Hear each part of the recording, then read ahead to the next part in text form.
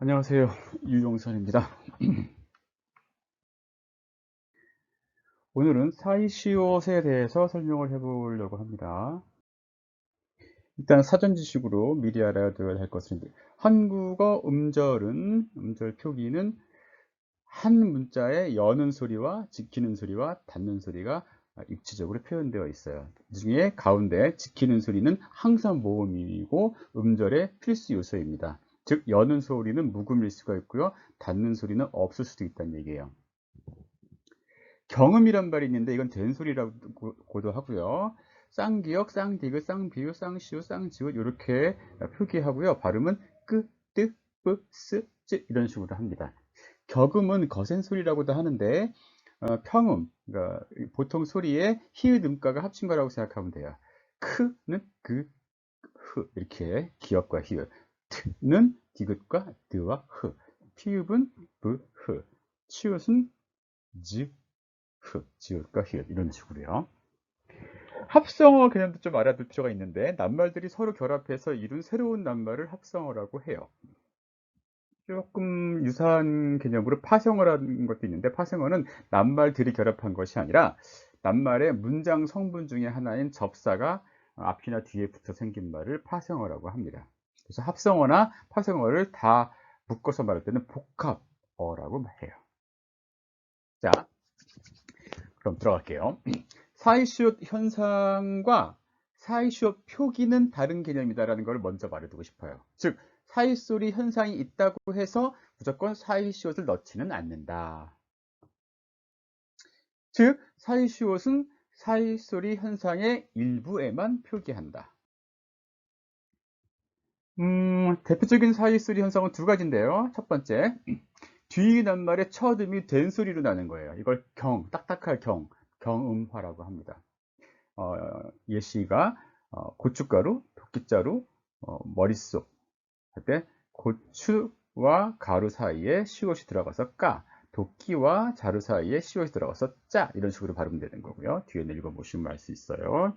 먹잇감, 이야깃거리, 촛불, 금음딸, 문간, 물속, 손등, 승차권 제가 일부러 세게 발음했죠. 대가, 시가, 유가, 뱃병, 화병, 미적, 수적, 팔자, 숫자 이런 식으로 해요.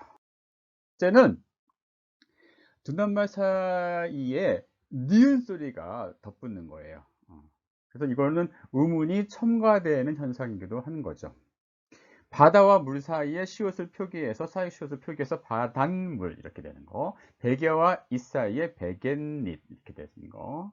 여기에는 베갯잎 같은 경우는 앞으로 뒤로 다 니은 음가가 첨가되어 있는 것처럼 표기되어 있죠. 노래와 말 사이에 노랫말, 존대와 말 사이에 존댓말 이런 것들이 사이소리 현상의 두 번째입니다. 사이시옷은 무슨 뜻이냐 하면요. 이거 이렇게 무시하면 안 돼요. 이렇게 그냥 시옷 하나만 있으니까 별거 아닌 걸 생각하지만 이거 엄연히 하나의 성분 혹은 품사예요. 관용격 조사. 뜻은 뭐뭐의란 뜻이에요. 음. 그러니까 부호가 아니라는 거죠. 어엿한 낱말이에요.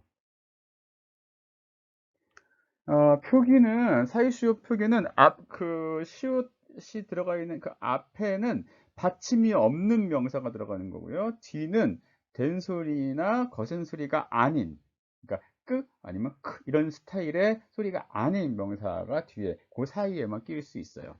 그래서 대표적인 형태는 순수한 외래어 이런 거 섞이지 않은 순수한 우리말의 합성어나 순우리말하고 한자 간의 합성어 이렇게 조합됐을 때 사이시옷이 들어갑니다. 한자만으로만 이루어진 한자어에는 아직은 표기하고 있지 않은데요. 이따 말씀드리겠지만 이게 세대의 변화에 따라서 이제 표기가 필요해질지도 모르겠습니다. 아무튼 현행 맞춤법에서 사이시옷 표기를 하는 경우 두 가지, 순우리말로 이루어진 낱말 사이, 순우리말과 한자의 합성, 한자로 그러니까 순우리말과 한자 그렇게 조합된 그렇게 합성된 말의 사이. 현행 맞춤법에서 사이시옷 소리 표기를 하지 않는 경우는 한자로만 이루어진 낱말이나 외래어가 섞인 거. 한자로만 이루어진 낱말에도 앞으로 사이시옷이 표기될 가능성이 있다고 저는 개인적으로 추측합니다. 여러 가지 이유로 이따 말씀드릴게요.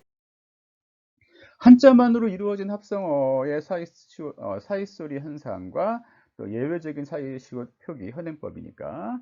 자, 일단 값이란 뜻의 가, 그다음에 질병이란 뜻의 병, 그다음에 이렇게 관형적인 수식어를 만들 때 쓰는 적, 요 세 가지 한자가 붙었을 경우에 이제 보통 있는데요. 사이소리 현상이 벌어져요. 이런 경우들. 대가, 시가, 유가, 감정가, 낙찰가, 물가, 그다음 심장병, 배병, 화병. 귀병은 여기에 해당이 안 돼요. 귀가 우선 우리말이니까 사유시효 현행법에서 넣고 있습니다. 그다음에 계획적, 미적, 수적 이런 거. 가병적. 근데 이거 말고요. 이거 말고 6개 낱말 중에서는 한자만으로 되어 있음에도 불구하고 사이시옷을 쓰고 있어요. 지금 워낙 많이 쓰이기 때문에 이건 현행법에서도 예외 처리를 합니다. 곶간, 셋방, 숫자, 찻간, 횟간, 횟수 요것들이에요. 학생들이 많이 괴롭히는데 이거 시험에 안 내는 게 현명하다고 생각합니다. 애초에 사이소리 현상이 아닌 것들이 있는데요. 겉으로 보면 사이소리처럼 보이지만 사실은 사이소리가 아닌 걸 말하는데 수관형사와 전미사, 즉 첫, 셋, 넷, 다섯 이런 말은 원래 모양새가 시옷 받침이 있어요. 그러니까 첫째, 셋째, 넷째, 다섯째 이런 말은 사이소리 현상이 아닌 거죠. 사이소리가 아닌 거예요. 그다음에 존칭 전미사 님, 어떤 사람을 이렇게 존중해서 이렇게 존대하는 님자를 붙였을 경우에 교수님, 해님 이런 거 때도 사이소리를 안 붙여요. 시옷을 안 붙이고 현상도 안 일어나는데 해님은 약간 특이하게 해님하고 발음을 하는 사람들이 많아요. 이거는 아마도 사람들이 이 님을 해한테는 뭔가 존칭전미사 님이라고 생각하지 않는 느낌이 좀 있습니다. 뭐 심리적인 거니까. 또 뒤에 낱말이 원래부터 된소리나 거센소리를 시작하는 낱말. 무슨 말이냐면 뒤와 통수라는 말, 통수라는 말 자체가 거센소리를 시작하잖아요. 그 다음에 뒤와 쪽이라는 말, 쪽이라는 말이 된소리죠. 배와 탈나다, 탈이 거센소리죠. 아래와 층이 거센소리, 위와 쪽에 쌍지읒이 된소리. 이렇게 결합됐을 경우에는 시옷을 적지 않습니다. 말이 너무 드세지잖아요. 그래서 우리는 사회시험 공부하다 보면 헷갈릴 수밖에 없는 경우가 있는데요. 아, 뒤에 말이 붙는 낱말들 일부 중에서 사람마다 발음이 달라요. 발음이 다른데 규정은 발음과 표기를 좀 강요하는 경우죠. 어떤 게 있냐면, 예를 들면 표준어 규정에는 머리말, 왜 책 앞에 붙는 거 있잖아요. 프롤로그. 그다음에 인사말. 이럴 때, 뭐 행사할 때 맨 앞에 하는 말. 이럴 때 이게 표준어 규정이 이게 사이시옷을 안 적는 거거든요. 근데 일상생활에서 우리는 머리말, 인사말 이렇게 발음하지 않고 머릿말, 인사말 이렇게 니은음을 첨가해서 발음하는 사람들이 굉장히 많거든요. 이 사람들은 사실은 머릿말, 인사말, 사이시옷 표기를 한 거와 똑같은 거죠. 그렇게 발음하는 사람한테 표기는 그렇게 하지 말라 하니까 어려워져 버리는 거예요. 그러니까 사실 이런 거는 허용이 좀 필요한 부분인데 말입니다. 제 생각에. 본인은 머릿말, 인사말 이렇게 발음하니까 표기도 당연히 그게 어울리게 시옷을 넣어서 머릿말, 인사말 이렇게 표기하는 게 옳지 않을까요? 또, 또 조금 다르긴 하지만 그러니까 마음이란 뜻의 속내, 내심이란 뜻의 뱃속은 뭐 다 누구나 이제 사이시옷을 넣어서 뱃속이라고 써요. 그런데 진짜 내 배, 위장배, 그 배 속이라고 할 때는 배 띄고 속 이렇게 쓰는 게 현행 표기거든요. 그런데 또 일상에 우리가 언어 생활 하다 보면요, 진짜로 내 위장이나 내 복부 속이라는 말할 때도 뱃속이라고 말할 때가 되게 많아요. 나 그 음식 먹었더니 뱃속이 너무 더부룩해 이런 식으로 말하잖아요. 그때는 우리가 지금 뱃속이라고 발음하고 있으니까 사실은 글로 바꾸면 예, 사이시옷을 넣어서 붙여서 쓰고 있는 셈인 거지요. 헷갈리기 쉬운 낱말도 좀 있어요.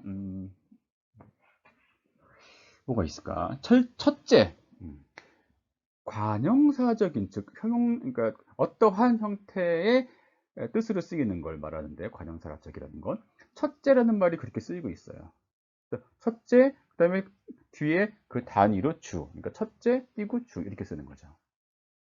이거 사이소리 현상은 아닌 거예요. 이럴 때는.